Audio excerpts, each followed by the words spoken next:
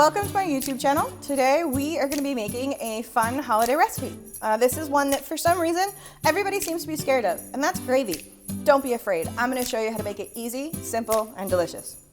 So my name is Jennifer Family, or Chef Jen. I am a personal chef in San Diego. That means I do private dinner parties and virtual events and virtual cooking classes. Please like and subscribe and enjoy. All right, let's get started. For our recipe today, we have some chicken broth that we're warming on the stove. We have some unsalted butter, all-purpose flour, some fresh herbs from my garden, and some pan drippings from my turkey. So let's talk about these pan drippings. First of all, you want to make sure that you get whatever has come off of your bird, so any of that beautiful, delicious flavor. You also want to make sure that those brown bits that are stuck to the bottom of that roasting pan, you want to add in maybe a little bit of chicken broth or a little bit of wine or a little bit of both.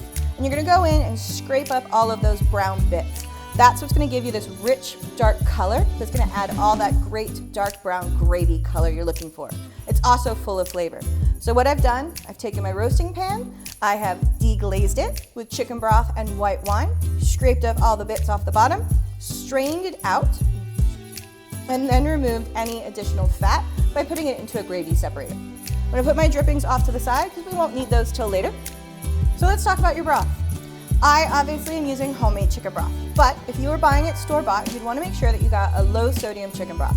Low-sodium broth or unsalted butter, those are going to ensure that you can control the amount of salt that's going into your food.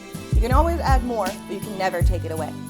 So I've got my broth here and I'm warming it on the stove. I want to make sure that I'm adding warm broth into my melted butter. If I'm using a cold broth, it could cause lumps, and we want to make sure that you have a lump-free gravy. The other thing with our broth is right now, if I wanted to add some additional flavors, I could add in some fresh thyme, fresh rosemary, maybe oregano or parsley to give that really herbaceous Thanksgiving flavor. Let's say you were doing a Creole style bird, you could put in some Creole seasoning, or maybe even some smoked chipotle or other flavors if you wanted to flavor your gravy. So that's our broth for our gravy. All right, the next step of our recipe is going to be our roux. To make a roux, you want equal parts of butter and flour. Of course, our unsalted butter and our all-purpose flour. So I'm going to add in 6 tablespoons of unsalted butter. And I want to make sure that I melt my butter. And then I'm going to add in an equal amount of my all-purpose flour. For your roux, what you're looking to develop is a light brown color. Again, we talked about the rich colors of our gravy, so we don't want to have like a really flat white gravy. You want to have that rich dark brown color. That's going to come from 2 things. That's going to come from your pan drippings and from the color of your roux. Now, the classic mistake that a lot of people have when making gravy is they'll do an old-fashioned technique of adding in flour and water that's raw flour mixed with water to thicken their gravy. A lot of times, 1, this will cause lumps, or 2, you're going to end up with something that tastes a lot like flour. Once your butter is melted, we're going to add in our flour. So 6 tablespoons of all-purpose flour. Equal amounts of butter and flour are going to give you that richness of the butter along with the thickening power of the flour. And we're going to start this with a rubber spatula that is heat resistant, allowing us to get into all the nooks and crannies in our pan.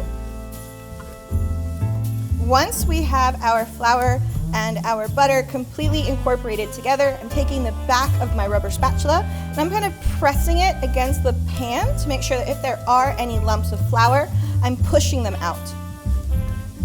Once I have that complete, we're going to swap over from a rubber spatula to a rubber whisk. I like to use a rubber whisk. This allows me to use it inside of my beautiful Le Creuset pan without scraping away the enamel. So I'm going to turn up my heat now from a medium low to a medium high. I'm going to start to watch this bubble and turn a light brown color. Now, once I see that brown color, then I want to immediately add in my chicken broth. The minute I see that color, it's going to be almost like making caramel. Once you see the color, it'll go from brown to black very quickly. Now, there's nothing wrong with a really dark roux. That's actually traditionally used in most Creole style cooking, but I don't want that for today. I just want a nice dark brown color to give the color of my gravy. All right, that looks about right.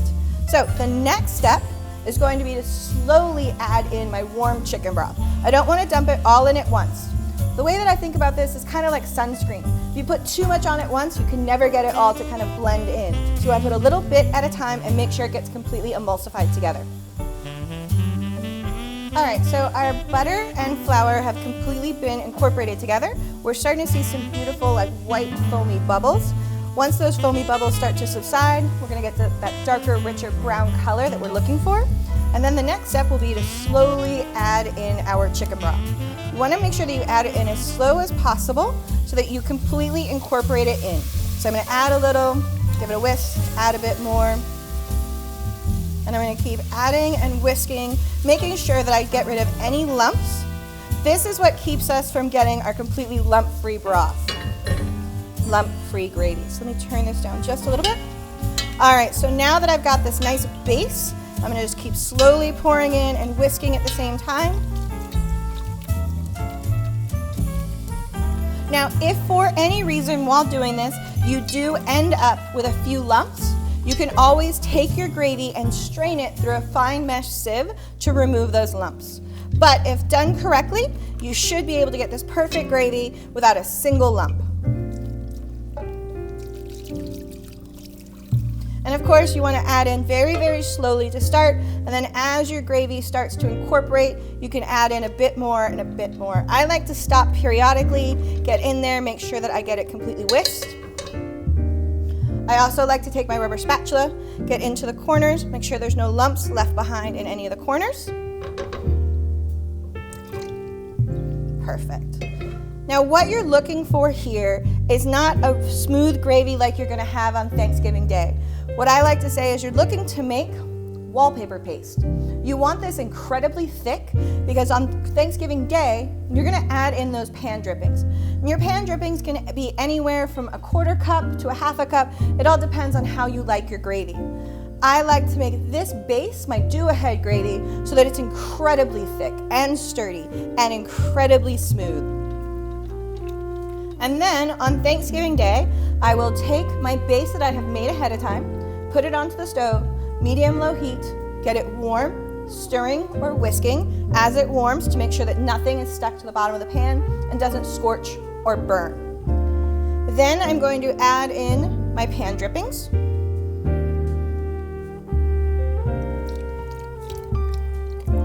And that's gonna give me my boost of flavor, all of that turkey flavor that everybody loves, and that nice brown, rich color that came from the bird.